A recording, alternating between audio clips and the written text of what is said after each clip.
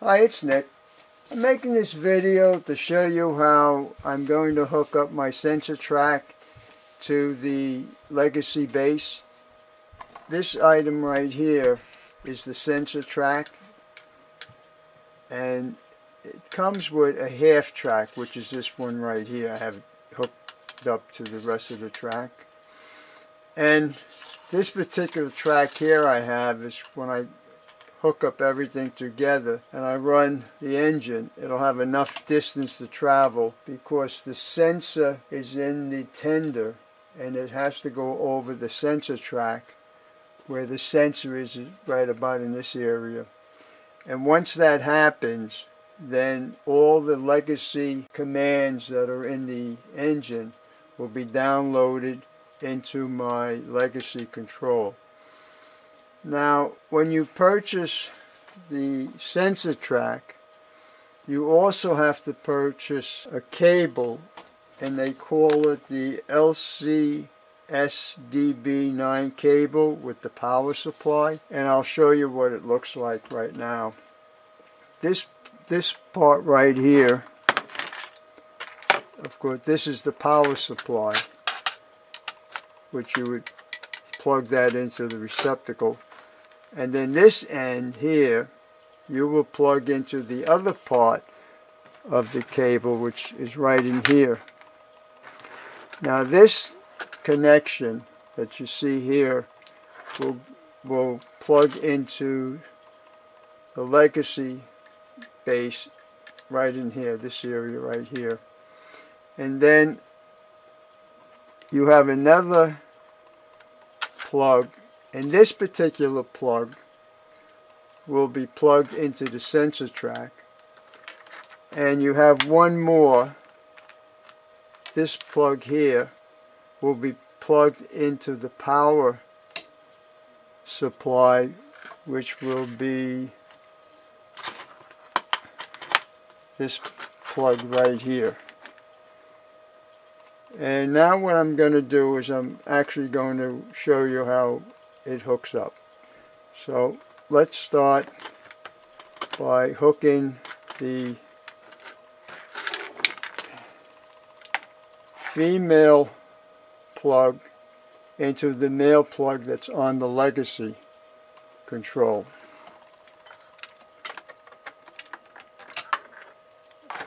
Okay, like so. And what I'm going to do is I'm just going to screw this down so it'll make it secure and it won't accidentally come out or come off the legacy control. Okay. The next I will do is take the female end, which is part of this plug, and get the male end of the power supply, which is right here, and I'm just going to plug it in like so. Now this particular plug, which is the male plug, it will be plugged in to the female on the sensor track right here. You notice there's two of them, and the reason why they have two is this one, or either one, you can plug in the one that's coming to the power supply, but the other one, if you have another sensor track, they sell another wire where you can plug it in here, and on the same wire on the other end they'll have this particular male plug, and you can plug it into your other sensor track. So now they will be in series, and you can do that, I don't know how many, but you can continuously doing it. But I'm just doing it because I only have one. So what I'm going to do now is take the male plug and put it into the female plug on the sensor track, like so. Now what I'm going to do is just put all the track together. So just bear with me for a moment.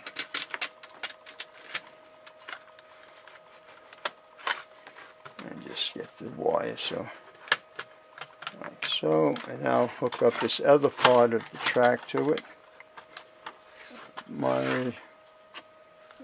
Okay.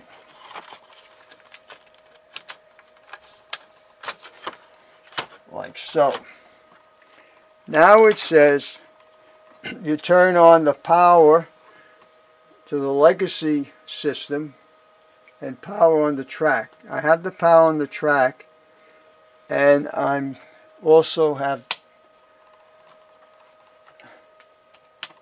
the power to the legacy control. As you can see, it's lit right here.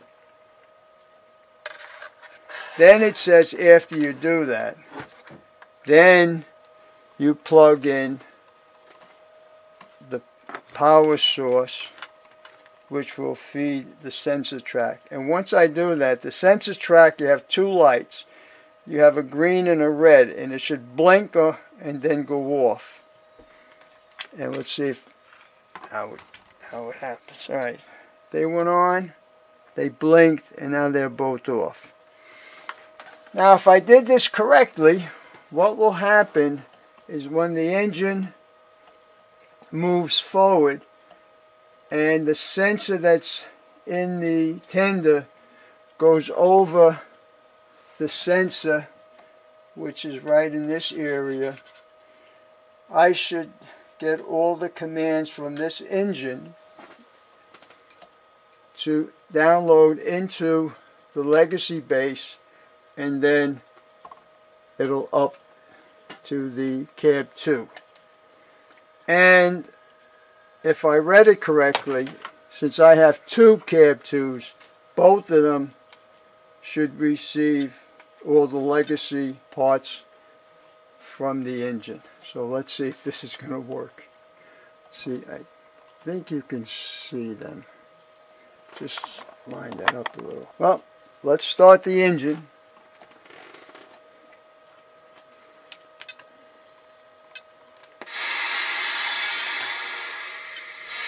And now we'll move the engine forward.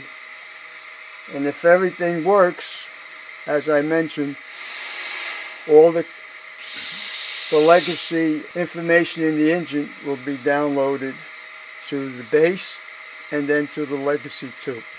So here we go.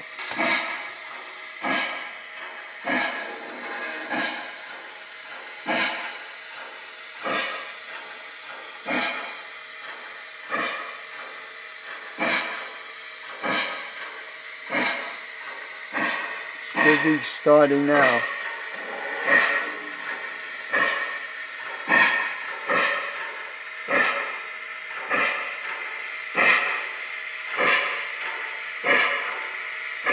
I think it just did it. It says nickel plate Berkshire, and as you can see, I have all the symbols or the keys that would pertain to this engine and the legacy part of the control. And it also downloaded into this second one that I have. And what I'm going to do is back it up a little bit, and we'll go through some of the sounds of the engine.